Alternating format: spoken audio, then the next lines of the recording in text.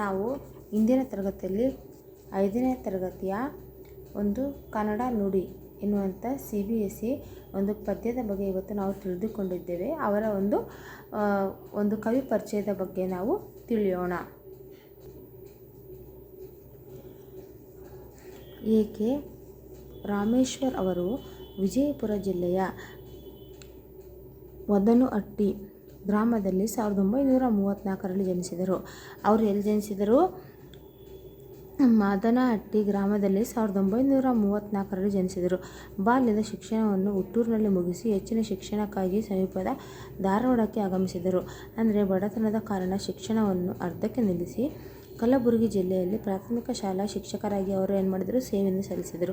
ಇವರು ಉತ್ತಮ ಶಿಕ್ಷಕರೆಂದು ರಾಜ್ಯ ಪ್ರಶಸ್ತಿ, ರಾಷ್ಟ್ರ ಪ್ರಶಸ್ತಿಯನ್ನು ಪಡೆದುಕೊಂಡಿದ್ದಾರೆ. ಶಿಕ್ಷಣದಲ್ಲಿ ಕೂಡ ಅವರು ರಾಜ್ಯ ಪ್ರಶಸ್ತಿಗಳನ್ನು ಪಡೆದುಕೊಂಡಿದ್ದಾರೆ. ಇವರು ಮಕ್ಕಳಿಗಾಗಿ ಕಥೆ, ಕವನ, ನಾಟಕ, ಜೀವನ ಚರಿತ್ರೆ ಹಾಗೂ ಪ್ರಬಂಧಗಳನ್ನು ಬರೆದು ಮಕ್ಕಳ ಕವಿ ಎಂದು ಪ್ರಸಿದ್ಧರಾಗಿದ್ದಾರೆ. ಇವರು ಏನೆಂದು ಪ್ರಸಿದ್ಧರಾಗಿದ್ದಾರೆ? ಮಕ್ಕಳ ಕವಿ ಎಂಬುದನ್ನು ಪ್ರಸಿದ್ಧರಾಗಿದ್ದಾರೆ. ಇವರಿಗೆ 2000 ವರ್ಷದ ರಾಜ್ಯೋತ್ಸವ ಪ್ರಶಸ್ತಿ ಏನಾಗಿದೆ ಲಭಿಸಿದೆ.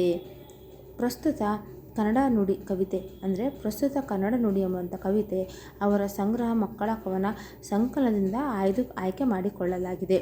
ಇವಾಗ ನಾವು ಅವರ ಟಿಪ್ಪಣಿ ಬಗ್ಗೆ ನೋಡುವುದಾದರೆ, ಪುಣ್ಯಕೋಟಿ ಸತ್ಯಕ್ಕಾಗಿ ಬದುಕಿದ ಗೆಲುವಿನ ಹೆಸರು. ಇದು ಜನಪದ ಕಥೆ. ಅಂದರೆ ನೀವು ಪುಣ್ಯಕೋಟಿ ಕಥೆಯನ್ನು ನೋಡಿದ್ದೀವಲ್ಲ, ಆದರೂ ಒಂದು ಸತ್ಯಕ್ಕಾಗಿ ಗೋವಿನ ಹಾಡು, ಇದು ಜನಪದ ಒಂದು ಗೀತೆ. ಅಂದರೆ ಸಂಚು ಹೊನ್ನಮ್ಮ ಒಬ್ಬ ಕವಿತ್ರಿ. ಸಂಚು ಹೊನ್ನಮ್ಮ ಯಾರು? ಒಬ್ಬ ಕವಿತ್ರಿ. ಅಧಿಪತಿ ಧರ್ಮ ಒಂದು ಕಾವ್ಯವನ್ನು ಬರೆದವರು ಯಾರು? ಸಂಚು ಹೊನ್ನಮ್ಮ. ಹವಳ ಅಂದರೆ ನವರತ್ನಗಳಲ್ಲಿ ಒಂದು ಸಮುದ್ರದ ಜೀವಿಯಿಂದ ಉತ್ಪನ್ನವಾಗುವ ಒಂದು ಕಠಿಣ ಪದಾರ್ಥ ಎಂಬುದನ್ನಾಗಿ ನಾವು ಹವಳ ಅಂತ ಕರಿತೀವಿ. ಶರಣರು 12ನೇ ಶತಮಾನದಲ್ಲಿ ಬಾಳಿ ಬದುಕಿದ 12ನೇ ಶತಮಾನದಲ್ಲಿ ಬಾಳಿ ಬದುಕಿದ ಬಸವಣ್ಣನವರ ತತ್ವಾನುಯಾಯಿಗಳು. ಇವರು ಸಮಾಜದ ಮೌಢ್ಯತೆಗಳನ್ನು ಹೋಗಲಾಡಿಸಿ ವೈಚಾರಿಕ ಅರಿವನ್ನು ಮೂಡಿಸುವಂಥ ದಿಸೆಯಲ್ಲಿ ಸಾವಿರಾರು ವಚನಗಳನ್ನು ಸರಳ ಕನ್ನಡದಲ್ಲಿ ರಚಿಸಿದ್ದಾರೆ. ದಾಸರು ಯಾರು? ಇವಾಗ 12ನೇ ಶತಮಾನದಲ್ಲಿ ಬರುವವರು ನಾವು ಬಸವಣ್ಣವರು ಅವರೆಲ್ಲ ನಾವು ಕಾಣ್ತೀವಿ, ಶರಣರು. ಆದರೆ ದಾಸ ಸಾಹಿತ್ಯ ಆಗಬೇಕಂದ್ರೆ 15ನೇ ಶತಮಾನದಲ್ಲಿ ಕಂಡುಬರುವಂಥ ಇವರು ಹರಿಭಕ್ತರಾಗಿದ್ದಾರೆ. ಇವರು ರಚಿಸಿದ ಸಾಹಿತ್ಯವನ್ನು ಕೀರ್ತನೆಗಳೆಂದು ಕರೆಯುತ್ತೇವೆ. ಅಂದರೆ ಹರಿಭಕ್ತರು ಇವರು ರಚಿಸಿದಂಥ ಸಾಹಿತ್ಯವನ್ನು ನಾವೇನು ಮಾಡ್ತೀವಿ?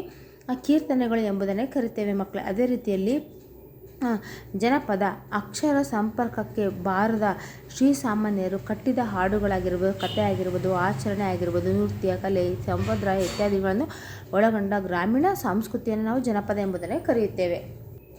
ಅಂದರೆ ನಿಮಗೆ ಒಂದು ಕನ್ನಡ ನುಡಿ ಒಂದು ಪದ್ಯದ ಕವಿ ಪರಿಚಯ ಮತ್ತು ಒಂದು ಟಿಪ್ಪಣಿಗಳು ಇಷ್ಟವಾದಲ್ಲಿ please Kannada for learners like ಮಾಡಿ, ಶೇರ್ ಮಾಡಿ, ಮೇಲೆ ಕಾಣುವಂಥ ಬೆಲ್ ಐಕಾನನ್ನು ತಪ್ಪದೆ ಪ್ರೆಸ್ ಮಾಡಿ ಸಬ್ಸ್ಕ್ರೈಬ್ ಆಗಿ. Thank you.